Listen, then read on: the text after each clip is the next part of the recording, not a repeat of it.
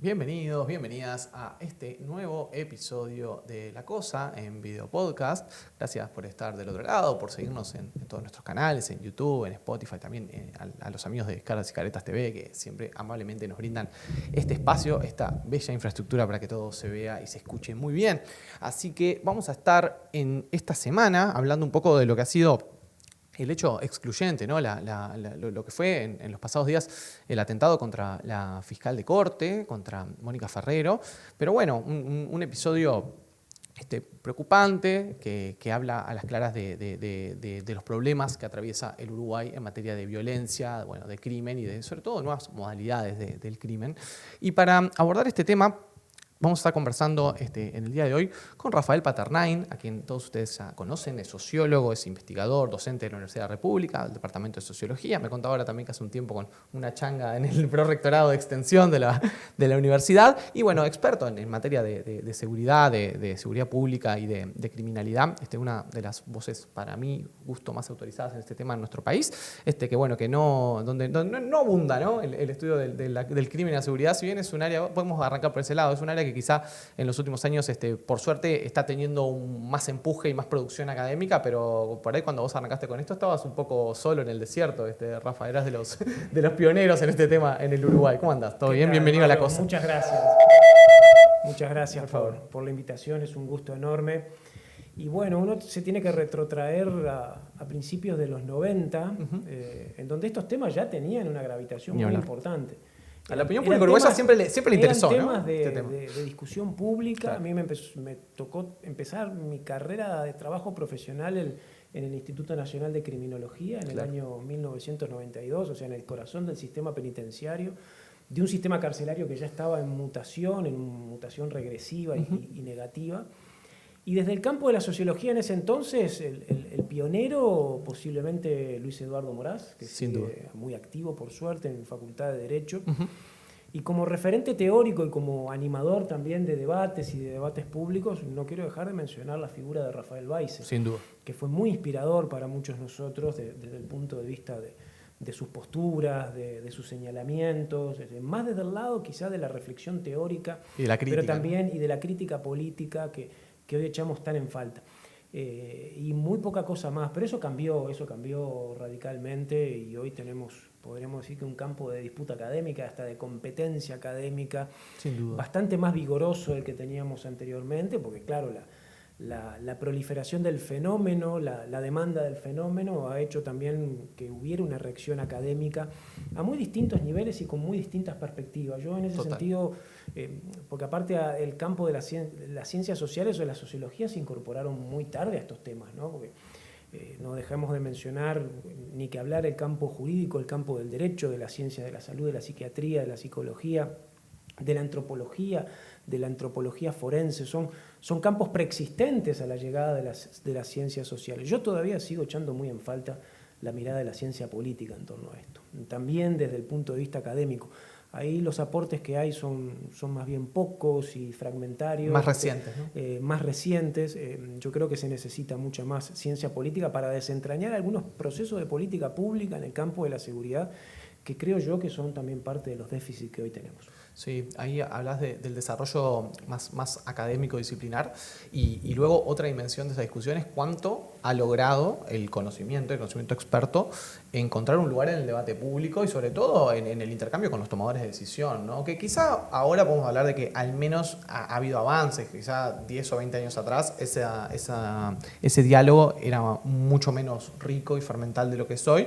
Pero, sin embargo, pareciera que sigue siendo un área de la política pública donde cuesta mucho a los tomadores de decisión incorporar el conocimiento experto, ¿no? Si uno lo compara con, no sé, las políticas sociales, la política educativa, donde los que están en las usinas del pensamiento y del conocimiento forman mucho más parte del proceso de toma de decisión. Bueno, en seguridad sigue habiendo como una cosa un poco no, muy desconfiada, ¿no? Del sistema político, de los operadores de la política pública de seguridad, respecto a el aporte que se puede hacer, incluso hasta un desdén, una cosa así. Fulano es un académico, ¿no? Como siempre, como una cosa un poco peyorativa de que, bueno, no es quien está acá poniéndole el pecho a las balas, literalmente, ¿no? Entonces, nada, también un comentario sobre eso, ¿no? Si ves algún avance en ese sentido.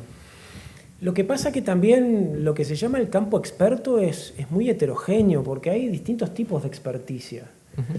De alguna manera hay disputas en torno a la experticia, porque ¿quién puede tener en el campo de la criminología un saber experto en exclusividad? No, claro. De alguna manera los operadores institucionales también son considerados técnicos, expertos. Esa manida frase, bueno, el que sabe de esto es fulano, mengano, porque es fiscal, es policía, es defensor, es parte del operador del sistema, y los demás de alguna manera tienen como una referencia más lejana o más objetivantes. Es muy difícil tramitar en un campo tan complejo, tan abierto, tan polisémico, en donde se cruza lo social, lo político, lo actitudinal con las representaciones sociales, poder hablar de una única experticia. Y además es un campo muy atravesado por las disputas político-ideológicas. Entonces, ahí a veces hay expertos, digamos, la experticia no es necesariamente una experticia neutral.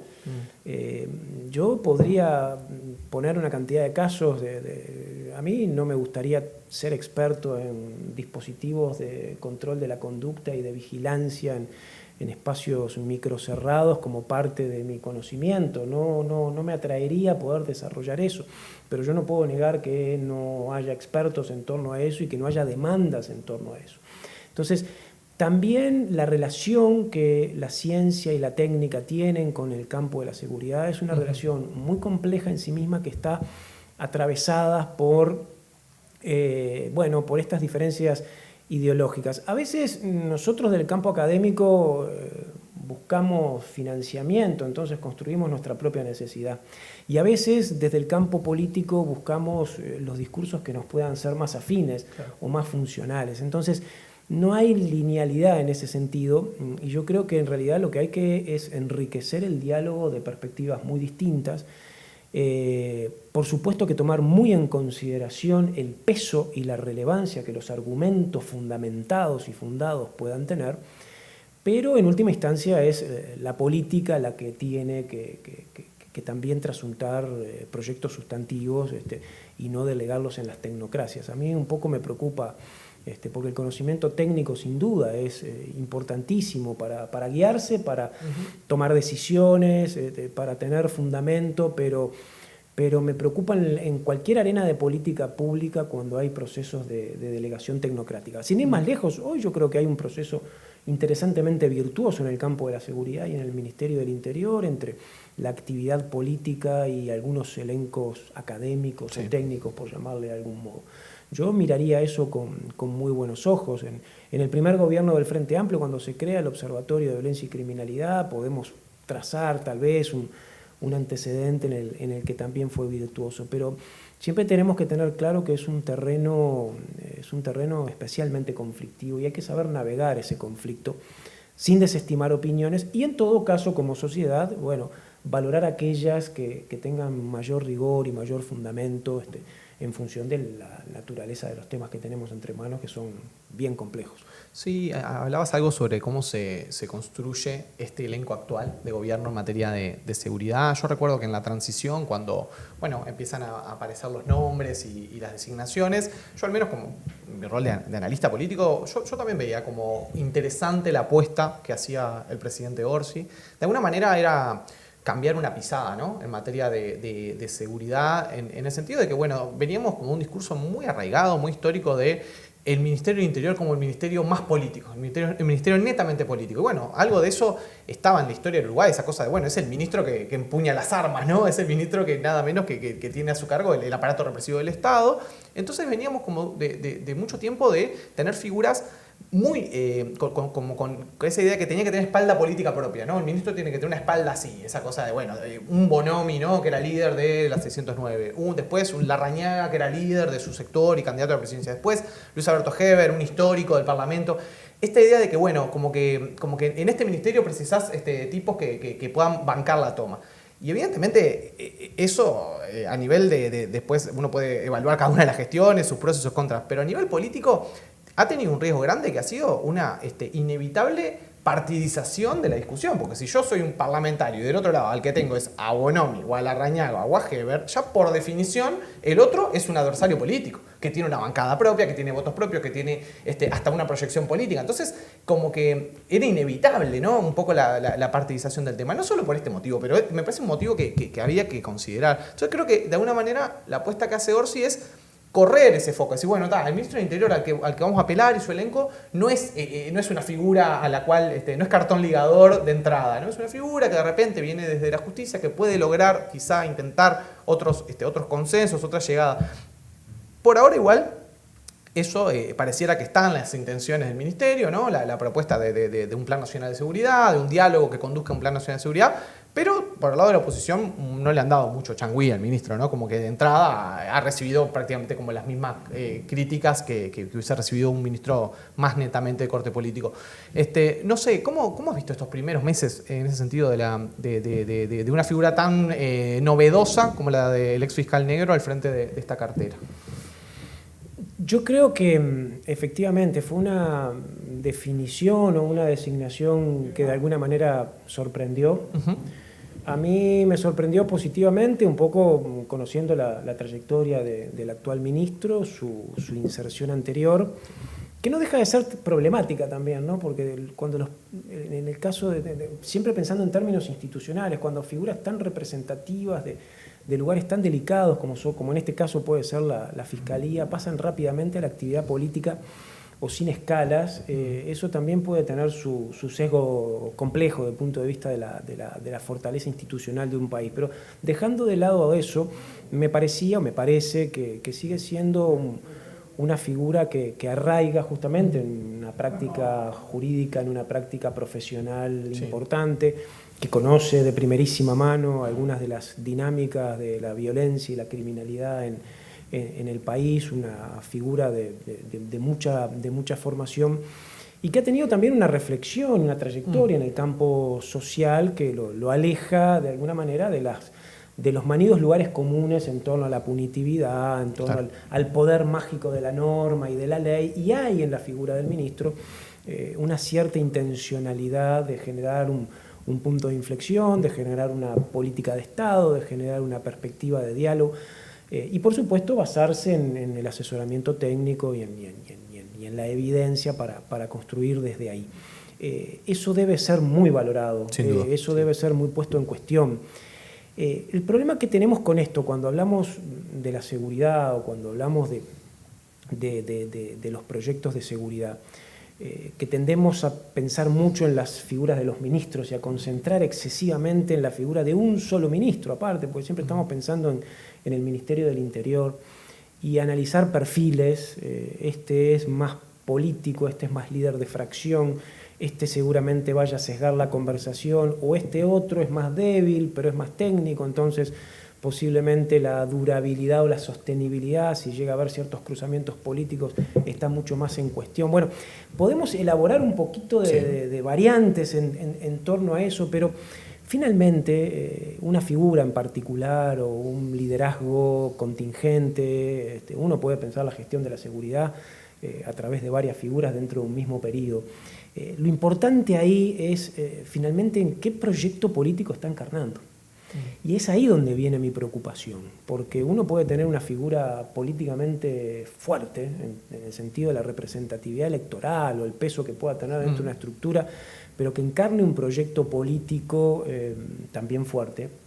Y eso puede ser muy positivo, o puede tener una figura con el cariz o el perfil que tiene el actual ministro Negro, pero que también se dé dentro de estas coordenadas políticas mayores, en términos realmente de tener una política de seguridad anclada en principios de igualdad, en principios de integración social, en principios de despunitivizar la agenda, en principios mucho más orientadores en términos de tareas preventivas, mucho más empático con las necesidades de la gente, o sea, sin tomar las demandas en su sentido más grotesco, tal como las condiciona la opinión pública. Bueno, eso supone un proyecto, y lo que ha pasado en el Uruguay, y no es un problema solo de Uruguay, es un problema de todo el campo progresista, de todas las izquierdas, en América Latina, pero en los países centrales también, es que progresivamente, y esto no es responsabilidad de nadie, es un dato que es interesante de analizar en sí mismo, nos hemos quedado sin proyectos. Si es que alguna vez tuvimos alguno más o menos articulado, porque posiblemente en el pasado, cuando el Frente gana por primera vez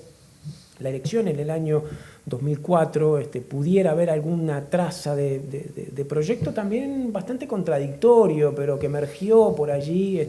Entonces, el problema ahí es que discutimos mucho, sí, obsesivamente sobre las figuras de los ministros, sí.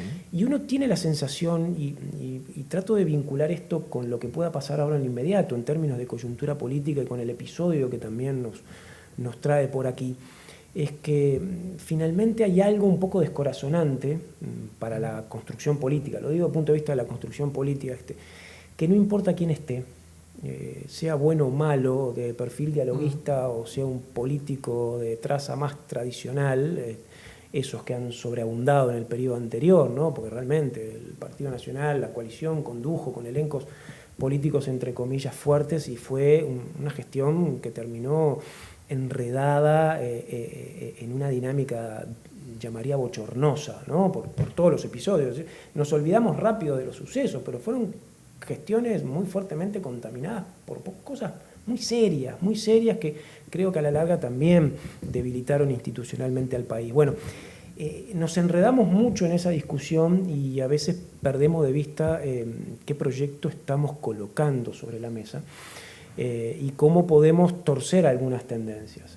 Que cualquiera que esté va a ser muy difícil, Entonces, cuando pasan estas cosas, y me adelanto a cualquier pregunta tuya, uno frente al ataque que sufrió la fiscal subrogante no tiene más que preocuparse, y preocuparse mucho, porque es verdad que es una secuencia de pasos, pero es un paso más allá, que afortunadamente no tuvo consecuencias para la integridad física, para la vida de ella y de su familia, por suerte, pero que va a tener consecuencias sociopolíticas, por llamarle de algún modo, y que esto se aprovechará o se instalará de alguna manera para debilitar al gobierno, para debilitar la figura del ministro, un poco por el perfil que tiene.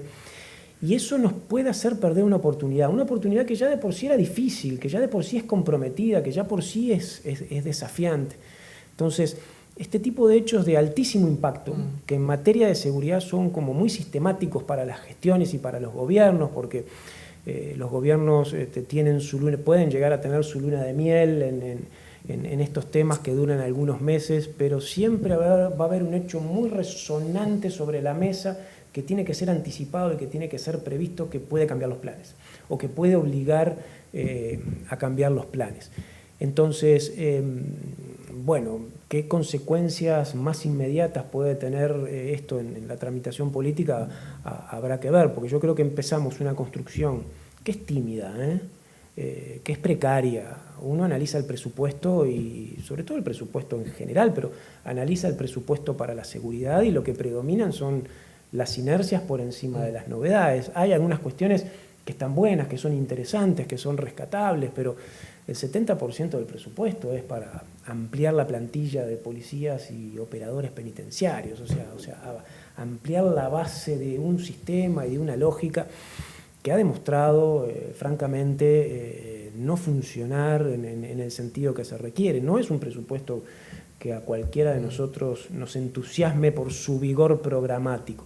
Pero aún con estos reparos que estoy señalando, me parece que ha instalado un camino sobre el cual hay que aferrarse, y obviamente creo que la iniciativa también de estos diálogos sobre seguridad son muy importantes, que, bueno, la dinámica política habrá que ver. A mí me preocupa siempre que frente a esto, lo que estamos intentando, aunque sea tímido, se termine torciendo y llevando hacia esa política más expresiva, más punitiva, más de impacto, más de que tenemos que hacer esto y lo otro. Entonces salimos de los ámbitos de diálogo y de construcción y pasamos a la espectacularización de operativos en los barrios, porque tenemos que demostrarle a la gente que efectivamente estamos asumiendo el problema en su magnitud.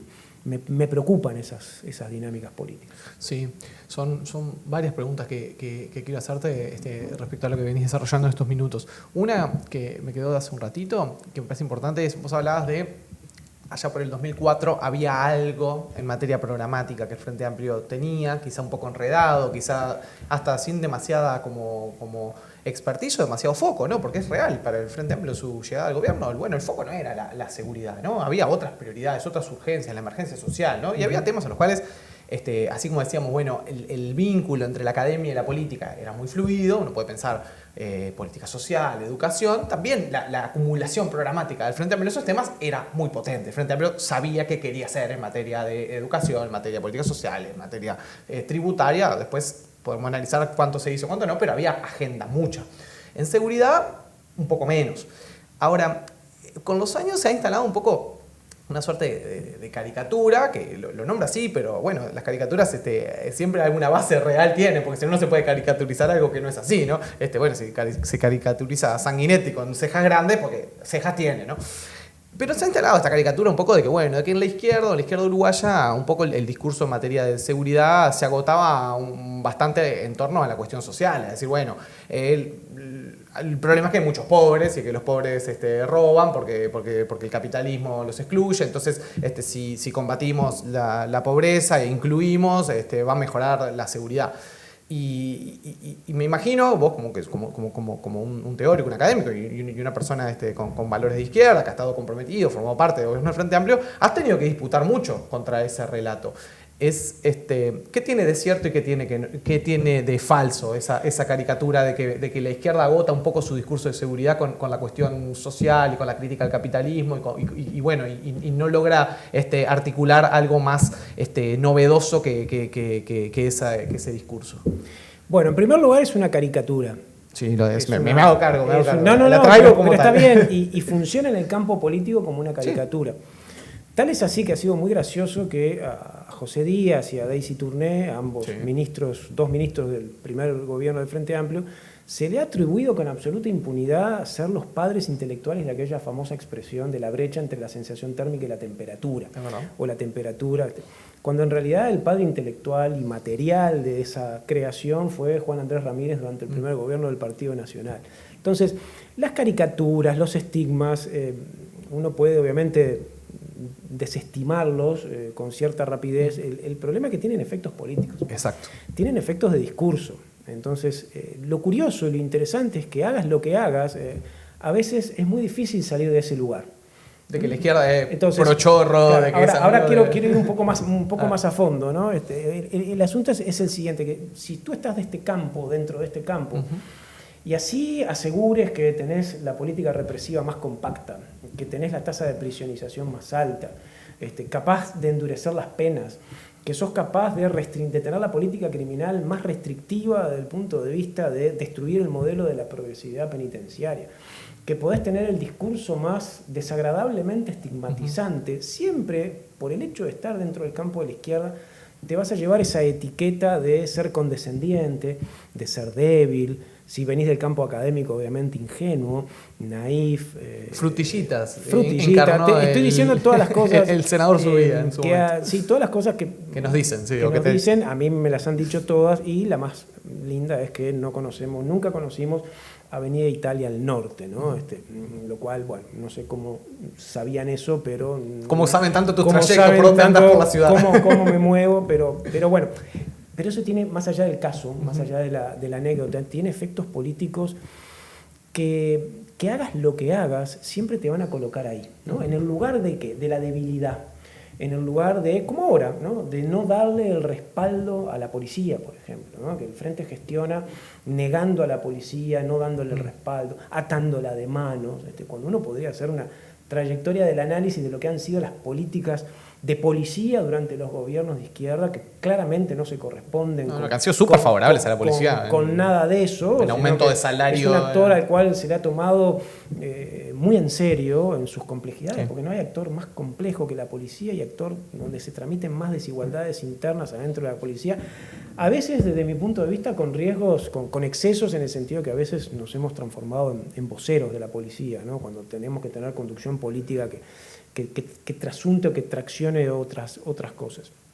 Entonces, a mí, sociopolíticamente, siempre me ha llamado la atención cómo hemos incorporado esa etiqueta. Y eso, obviamente, que condiciona las conductas en términos de proyecto político, porque cuando tú vas a la campaña electoral, claro, ¿qué es lo que tenés que colocar? A mí me ha tocado estar en algunos espacios hace ya mucho tiempo de candidaturas políticas en las elecciones internas del Frente Amplio, en donde, bueno, nos pedían que dijéramos cosas que tuvieran impacto. Y las cosas que uno puede decir de tener impacto es 2.000 efectivos, crear Guardia Republicana, drones, cámaras por todos cámaras lados, de videovigilancia, invertir en esto, trazabilidad, rastreo, generar bancos de datos de ADN para registros de violadores, registros de narcotraficantes, registros de todo. O sea, todo eso, todo ese universo, esa fabulación orwelliana, por llamarle de algún modo, esas son las cosas que de alguna manera la política exige que tú coloques en una plataforma. Nada de esas herramientas tecnológicas. A la conclusión a la que llego, yo entiendo que esto es muy discutible. A la conclusión a la que llego es que no sé si todo ese empeño mimetizador de alguna manera nos ha servido de algo, porque si finalmente hagamos lo que hagamos, no vamos a salir del estigma. Yo prefiero morir políticamente siguiendo de verdad la parte de verdad que el estigma tiene. Claro. Entonces, si me van a decir que yo vivo diciendo, yo no lo digo obviamente, o idealizando la cuestión social como parte de la explicación del delito, y yo sé perfectamente que las dinámicas sociales son absolutamente decisivas para la reconfiguración del delito, como práctica social, y no es solo una cuestión de la pobreza, y lo vemos en los territorios. Bueno, yo prefiero embarcarme con políticas de igualdad, yo prefiero embarcarme con proyectos de integración social, yo prefiero embarcarme con políticas preventivas en donde lo social y lo securitario de alguna manera se den la mano, prefiero embarcarme con proyectos de prevención, de prevención en el sentido de interrumpir la violencia, obstaculizarla, en proyectos de desarme civil. O sea, no podemos estar hablando de la prevalencia que las armas de fuego tienen, del impacto real que las armas de fuego tienen en la reproducción de la violencia, sin poder, como tú decías, traducir en algo, más allá de algunos amagues que hubo y muy débiles. Entonces, si me van a debilitar por el otro lugar, prefiero ser estigmatizado, pero bueno, llevando a cabo, pudiendo materializar en verdad un proyecto más ambicioso. Es muy interesante. Ahora, ¿a qué voy? El primer gobierno del Frente Amplio, particularmente, es posiblemente el más estigmatizado desde adentro y desde afuera, y fue un gobierno muy transaccional, muy prudente, que había que tomar en cuenta primero el escenario que el país tenía, la situación interna de la Policía Nacional en el año 2004, y de algún modo fue una gestión que procuró arraigar, generar una hoja de ruta y de alguna manera recomponer increíblemente el campo policial, que estaba muy desarmado, profundamente desarmado. La policía uruguaya en una situación de empobrecimiento en todos los niveles. Veníamos de una crisis profunda con un 222 que carcomía, ¿no?, la vida de los policías, la falta de carrera profesional, la desprofesionalización profunda, y teníamos la situación de la emergencia carcelaria, ¿no?, con aquella medida que se tomó de humanización del sistema, ¿no?, las libertades anticipadas, que fue una medida brutalmente estigmatizante para la gestión del Frente, y fue de las medidas de política pública que logró tener, en términos comparados y en promedios, posiblemente los porcentajes más bajos de reincidencia. Y no nos sacamos esa lápida por los siglos de los siglos.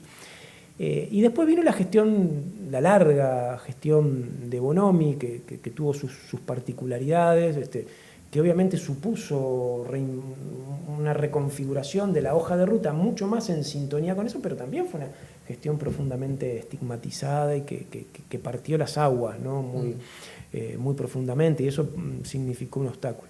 Entonces, el gran problema posiblemente ahí es que en lugar de traducir ese estigma en sus partes potentes, como vos decías, siempre el estigma puede tener algún asidero de verdad. Bueno, si a mí me están diciendo que en realidad soy un ingenuo que cree en las causas sociales del delito, supongamos, yo quiero pararme ahí, quiero pararme en esa ingenuidad, porque de realistas ingenuos ya hemos tenido gestiones largas, ¿no?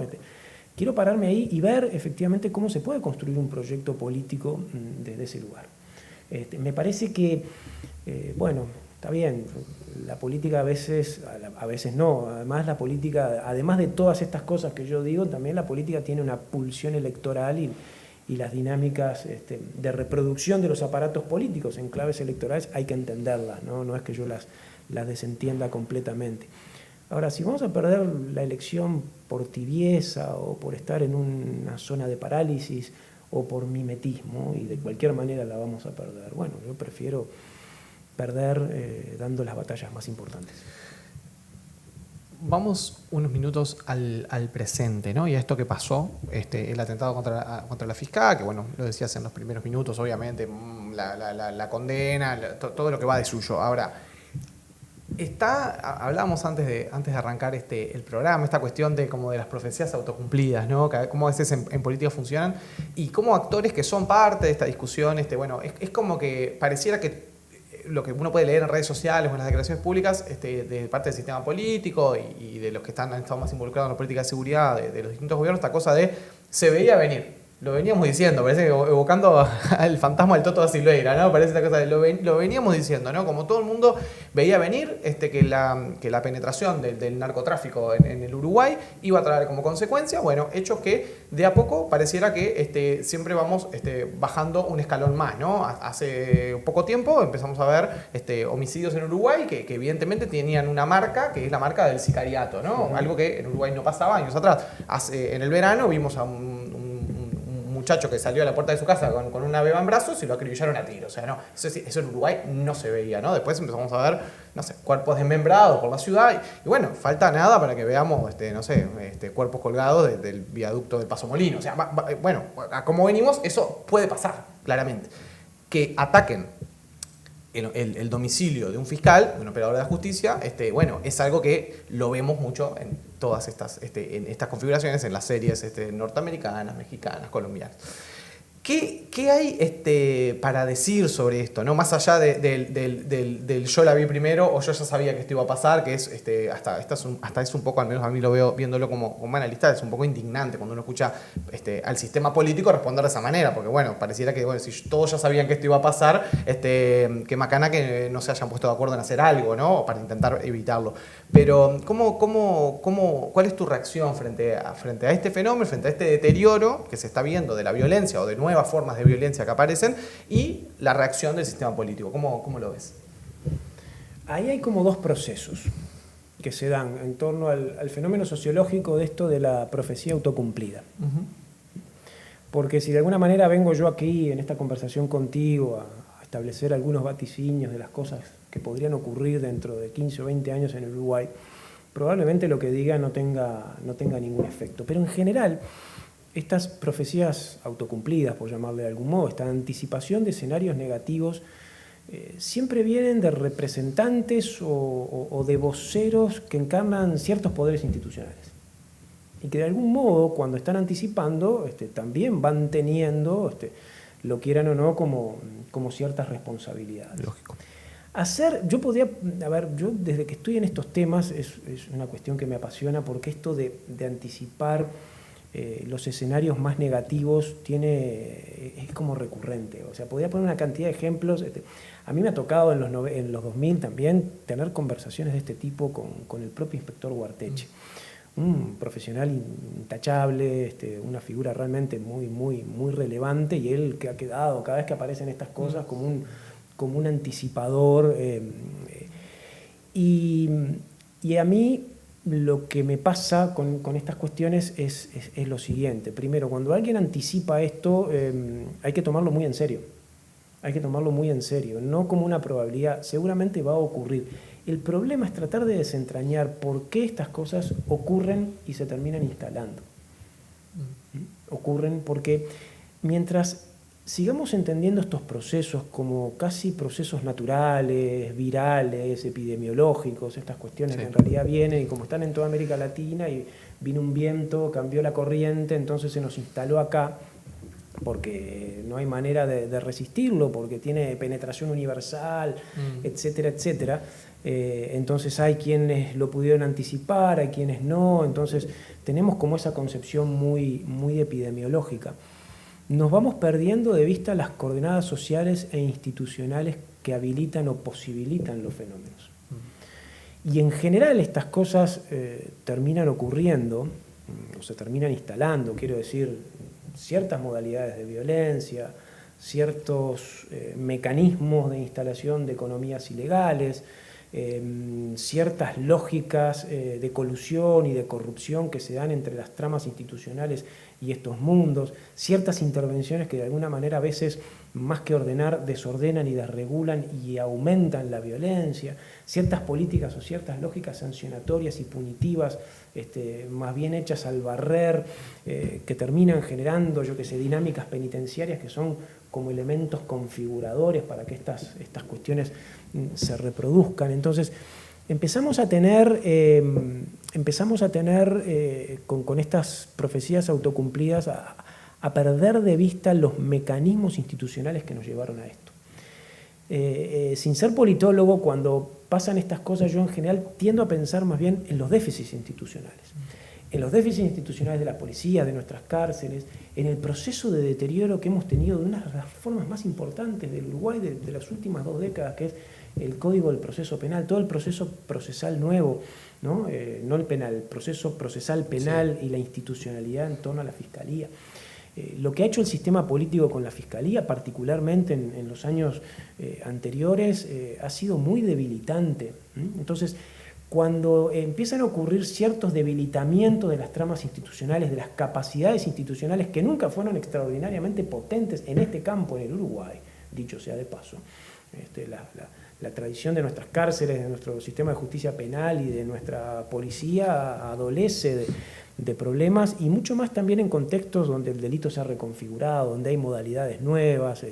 En fin, yo siempre tiendo a pensar que en realidad estos procesos se van colando por espacios de déficits institucionales que nos tienen que hacer reflexionar sobre otra cosa, ¿no? Que nos tienen que hacer reflexionar sobre otra cosa. Y tú me preguntabas, y ahora se ha instalado mucho también, y los académicos, o muchos académicos, se han ido como sumando a esta idea que la próxima frontera es esta, ¿no? En América Latina, en muchos casos ya está instalado.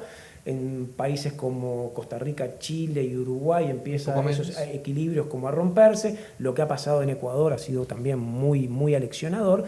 Entonces ya empezamos a hablar de la viabilidad, de la sostenibilidad de la democracia como un sistema de gobierno que empieza a ser corroído por sus bases materiales. Entonces estamos en ese discurso de la democracia en peligro. Entonces, ahora, yo creo que sí, me preocupa tanto y están así, pero eso nos tiene que empezar a obligar a ver los flancos débiles, las estrategias fallidas, a no seguir probando por el mismo camino, a no seguir insistiendo con políticas públicas que son mucho más contraproducentes que efectivas, a tomar muy en serio el problema de la corrupción en sus distintos niveles, en el grado de connivencia, en el grado de colusión, en el grado a tener mecanismos garantistas realmente de activación de la justicia, de la calidad de la investigación criminal. O sea, a partir de esto, uno, y frente al riesgo y frente al posicionamiento, tendría que poder identificar dónde están esos espacios sistémicos más comprometidos en el Uruguay, ¿no? El control de las fronteras, ni que hablar, los marcos regulatorios, por supuesto que el control de activos, pero también la calidad institucional de los espacios que en la medida que se deterioran son más proclives o a la corrupción o a la connivencia o al debilitamiento de la capacidad de investigación, que a la larga es lo que termina generando las brechas de impunidad y que el fenómeno realmente escale. Entonces, ahí están las alarmas. Si tú me preguntás cómo fue la reacción del sistema político en estos días, diría, yo la tengo en observación todavía, porque fue tan grave, es tan grave lo que está pasando, que al principio hubo como cierta vacilación, como cierta echada de culpas. Hubo un momento en que me parece que se dieron cuenta de que había que sacarse una foto. Claro, y que se logró menos dar una señal, sí. pero ¿cuál es la agenda que viene ahora? Porque el riesgo es grande, ¿no? Entonces, ¿cuál es la agenda? Y la agenda tiene que ver con fortalecer las capacidades institucionales que en estos espacios el Uruguay tiene. Y eso implica dar otro debate. Sí, hay muchísimos resquicios que has tocado, algunos que comprometen directamente al sistema político, ¿no? Totalmente. O sea, todos en la medida que ellos son los tomadores de decisión, pero algunos que los afectan directamente. Por ejemplo, el enorme elefante en la habitación de nuestra democracia, que es el tema del dinero y la política, ¿no? El vínculo de los financiamientos de los partidos políticos, que muchos intentamos instalar siempre este tema en las conversaciones, porque es una de las grandes puertas por las cuales esto también se cuela y es un problema. Como veníamos diciendo, hasta ahora no han aparecido o no hemos visto o no hemos sabido de grandes casos pero no tenemos ningún reaseguro de que en Uruguay no haya financiamiento de la política por parte de actores que provienen del mundo criminal. Si sucede o no, no lo sabemos, porque no sabemos nada sobre las cuentas de nuestros partidos políticos, porque tenemos un sistema que es completamente absurdo y que permite que cualquier partido pueda declarar lo que quiera en materia de ingresos, de egresos, y que eso no lo controle ningún organismo competente. Bueno, ahí tenés un tema en los cuales nuestro sistema político no ha estado a la altura en materia de atémonos las manos mutuamente para evitar que esto pase, ¿no? Con una mirada más sistémica. Y yo lo quería enganchar con algo más, esto que vos venías diciendo, porque me parece que es significativo. Nosotros en este programa, en otros lugares también, hemos venido hablando también de que hay evidencia de que empieza a haber un deterioro en el vínculo de la ciudadanía con la política en general en Uruguay, ¿no? Ya hay evidencia de esto, ¿no? El otro día Factum sacó una investigación que es importante, va más allá de la evaluación de los gobiernos, más allá de la evaluación de los actores. Hay evidencia de que se nota una mayor lejanía y cierta percepción, obviamente la gente no lo pone en estos términos, pero uno puede ver una percepción de que la política no está siendo capaz de resolver los temas de la vida de las personas, ¿no? Que la política se está hablando a sí misma, que hay unos niveles de confrontación en el sistema político que no condicen con lo que la gente quiere y espera de la política. Y me parece que ahí hay un riesgo enorme, porque uno puede decir, si lo que hay es insatisfacción, se arregla con alternancia, ¿no? La gente vota un gobierno, si no le gusta, vota otro. Ahora, si lo que hay es la noción de que cada vez, frente a los temas graves, uno de ellos, la violencia, es el Estado en su conjunto, son los gobiernos los que no están pudiendo dar respuesta, entramos a una fase distinta y más peligrosa, obviamente, ¿no? Del funcionamiento de la democracia. Y no quiero ser uno de los agoreros de la democracia en peligro, como vos decías recién. Pero un poco sí. O sea, la democracia, por lo menos la democracia uruguaya, se sostiene en que la gente en general piensa que la democracia le funciona para gestionar el conflicto en nuestra sociedad. Entre estos fenómenos, a mí me parece que hay una relación, ¿no? Entre el deterioro que hay, el aumento de la violencia, el deterioro de la convivencia en los territorios, la cierta impotencia que se ve del Estado, lo que decías, déficit de capacidades, y que la gente a la larga empieza a ver que esto así no funciona. La pregunta que te quiero hacer sobre eso es, ¿ves a los actores políticos contestes frente a este desafío? Porque a mí lo que a veces me pasa es que veo personas que estuvieron hasta hace 10 minutos en la toma de decisión, en la gestión, que no le encontraron la vuelta a ninguno de estos problemas y que en el momento que salen de una posición de gobierno para pasar a la oposición, automáticamente se convierten en los primeros tiradores de piedra. Y lo digo de todos los actores políticos. También veía a los mismos que del Frente Amplio que ahora están en el gobierno, cuando eran en oposición, marcarle uno por uno los muertos a un ministro, decirle, llevarle la cuenta, 5 homicidios, 6 homicidios, hágase cargo, ministro. Y cuando cambian los roles, pareciera que del otro lado, arrancamos a llevar la cuenta, 5 homicidios, 7 homicidios. No sé, yo veo ahí un problema. No sé cómo lo ves vos. Si vos ves que esa dinámica de contarnos los muertos mutuamente sirve para algo, es una medida o responde a esta demanda social. Yo veo con preocupación la calidad de las reacciones. Veo con preocupación esa dinámica, esa escenificación de alguna manera de esa polarización beligerante que que tiene mucho de actuación, que tiene mucho de acting, que tiene mucho de cuestión performativa. Y que está en las élites, no está en la gente. Porque esa polarización en estos temas no está en la ciudadanía. Que ha sido estudiado en otros lugares, ¿no? Que la manera de, en fin, tiene como su lógica, su explicación, sostiene trayectorias, le permite a algunos sobrevivir y subsistir en base a eso. Yo creo que a la larga es profundamente erosionante, porque además no necesariamente todas las contraposiciones o las polarizaciones son estériles, ¿no? Algunas que pueden ser interesantes, pero que no traducen nada en sí mismo, no logran permear en nada. Después hay que ver a otros niveles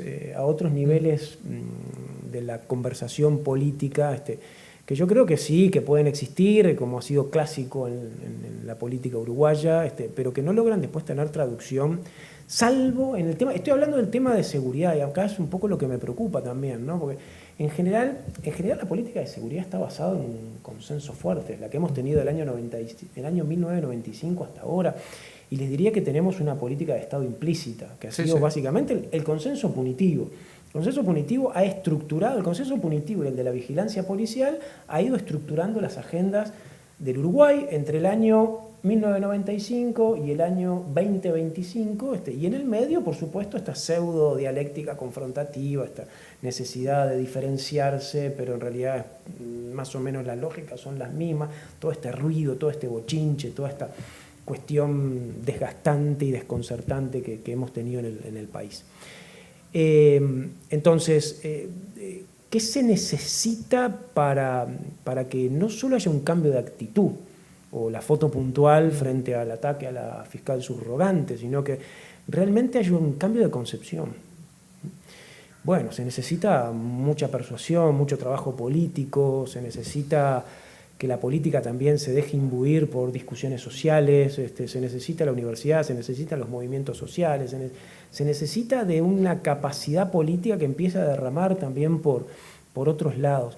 Y en estos asuntos se necesita llevar las políticas de seguridad en el sentido más profundo del término a los territorios y a los territorios que están más atravesados dramáticamente por estas miradas. Una de las cosas que más me está preocupando es justamente todavía la desarticulación, la demora, la falta de consistencia programática como para poblar de acción política del Estado en aquellos lugares más claramente comprometidos, porque a la larga también la vulnerabilidad, la precariedad, las desigualdades sociales terminan siendo parte constitutiva de esta historia. Entonces, hay algo sí de recomponer agendas, de una responsabilidad política, de prestar atención a estas debilidades institucionales, porque podríamos hablar de todos los organismos de Contralor, ni que hablar de la Junta de Transparencia y Política Pública, del comisionado parlamentario, de fortalecer a la Fiscalía. Uno realmente sabe que en el Uruguay los debates en términos de políticas de seguridad tienen todavía pendiente discusiones de transformaciones institucionales profundas. No tenemos un modelo de policía, no tenemos una policía reformada, el sistema de justicia sigue siendo extremadamente débil, tenemos un código penal caótico, desarticulado y ya a esta altura un Frankenstein desde el punto de vista de su consistencia normativa. Tenemos mecanismos regulatorios a nivel del control de la gran criminalidad o de la criminalidad organizada o la de cuello blanco muy débil. O sea, tenemos todo eso, pero además tenemos fracturas sociales muy hondas, ¿no? Problemas de desigualdad profundamente arraigados, problemas de falta de reconocimiento, de falta de inserción social mínima, de precariedad, de precarización de la vida social en el Uruguay, que necesita también un proyecto de recomposición muy fuerte. Entonces, estas dos agendas, por llamarle de algún modo, la agenda de la integración social y la agenda institucional y de las transformaciones institucionales, es de lo que deberíamos estar hablando. No nos debería dar las horas del día para realmente traccionar agenda y alinear al sistema político si es que no queremos que efectivamente la democracia que tenemos hoy en día se nos vaya irremediablemente de las manos. Ahí, en esta síntesis que hacías aparece como también una idea dual, ¿no? Y no puedo dejar de preguntarte por esto que se ha planteado a fines del gobierno pasado, esta idea del enfoque dual de, bueno, sí, prevención, pero represión, ¿no? Que un poco cuando uno veía también la designación de nuevos elencos de este gobierno y los nombres que circulaban, pareciera haber algún grado de continuidad con esa idea, ¿no? Con personas que en el periodo pasado planteaban esa idea, la dejaron plasmada en algunos documentos y este gobierno, bueno, pareciera ir por ese camino. Vos planteás una dualidad diferente, ¿no? Hablas del problema social, de la prevención del delito y de las reformas institucionales que son fundamentales. ¿No entra la tercera cuestión, la cuestión de robustecer mecanismos para la represión del delito? Engancho con un poco algo que comentamos minutos atrás, cuando vos decías, la proliferación de más policías, mejor armados, con más cámaras, con más tecnología. A esa dimensión, ¿vos no le asignás ninguna probabilidad de mejora sobre el problema o no le asignás Sí, efecto? claro, no, ni que hablar. Lo que pasa es que esa es como la fácil, ¿no? La que ya todo el mundo está de acuerdo.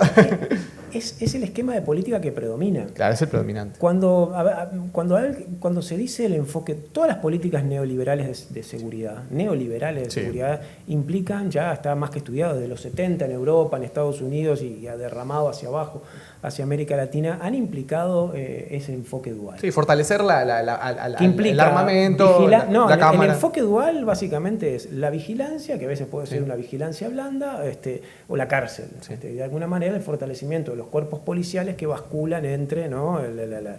Entre la vigilancia más general y al mismo tiempo la selectividad de ciertos sectores sociales y permite cierta severidad punitiva y el incremento de las poblaciones carcelarias.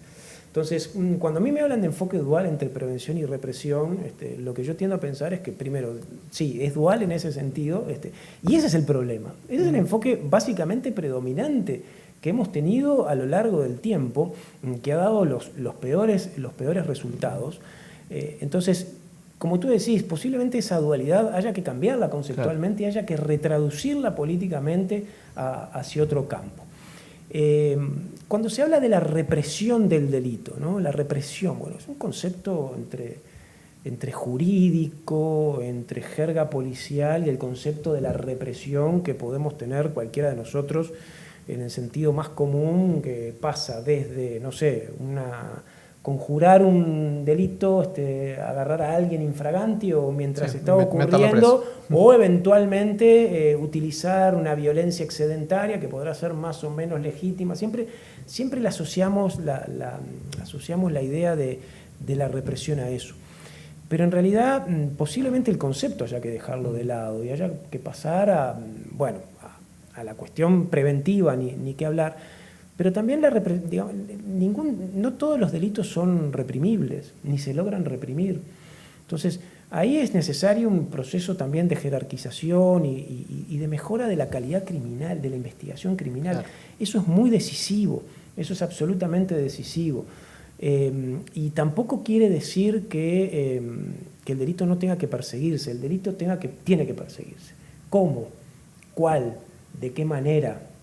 Ahí hay también un desafío muy significativo, muy grande en torno a eso. Y esa es la política criminal, la famosa política criminal, que en el Uruguay se supone que parte de eso tiene que estar bajo la órbita de la Fiscalía de Corte, que da las directivas a los fiscales y que es un organismo que está recontra debilitado, deslegitimado por los propios sistemas políticos. Para poner un ejemplo, el homicidio ha crecido en el Uruguay en la última década, o más de la última década, en paralelo al aumento del porcentaje de impunidad. O sea, el delito de homicidio ha crecido y el porcentaje de esclarecimiento empieza a bajar. Hay una curva como opuesta, ¿no? Crece el homicidio, baja el porcentaje de esclarecimiento. El sistema judicial policial ha entendido eso y se entiende que efectivamente una de las maneras también de ir bajando las tasas de homicidio, no es el único camino, es empezar a reducir las brechas de impunidad, ¿no? Porque eso también se ha demostrado que reduciendo las brechas de impunidad puede tener algún cierto efecto positivo en las tasas de homicidio. Bueno, se han hecho esfuerzos, de hecho hay fiscalías, brigadas especiales, bueno, el propio ministro actual tenía una cierta visión positiva, o sea, hay momentos o hay esfuerzos institucionales que van como en esa dirección, que hay que poder diseccionar mejor, que hay que poder profesionalizar, ¿no? Llevar un plano de institucionalización, porque también esa es una tarea importante. Y lo mismo todo el debate en torno al castigo, a la privación de la libertad, ¿no? En torno a las penas o al alcance de las penas o a la ejecución de las penas. Un país que no tiene un sistema de penas alternativas, de mediación comunitaria, de reinserción social bajo otras coordenadas, reproduce lo que tenemos ahora, una población carcelaria desbordante, unas tasas de reincidencia que no logran contenerse, y una política de sanción que es mucho más aleatoria, mucho más sesgada, mucho más caprichosa que efectivamente disuasiva. Entonces, toda esa parte del aparato que vos decías, todo ese componente que solemos darle ese nombre tan equivocado y que lleva justamente equívocos como es la idea de represión, por supuesto que también debe reconsiderarse y replantearse. Nadie está diciendo, cuando uno dice estas otras cosas, que el delito tenga que permanecer impune y que no tenga que haber sanción al delito. Pero bueno, hay que explorar agendas diferentes porque está claro que este camino que el país, que es muy propio del patrón latinoamericano además y que el Uruguay ha seguido y que se ha embarcado, no nos está llevando a buen puerto. Rafa, ha sido un gusto charlar todo este rato contigo. Mauro. Te pasé por todos lados, pero un gusto enorme. Con enorme solvencia, como siempre, en tu respuesta, ¿no? La pregunta. Muchas gracias. Muchas gracias. A todos ustedes, gracias por habernos acompañado en este episodio de La Cosa, que bueno, intentamos abordar un tema que obviamente es preocupante, pero también importante traer otras miradas. Así que los invito a seguirnos en las redes sociales, a seguirnos en las distintas plataformas y a encontrarnos la semana que viene para que sigamos viendo cómo viene la cosa.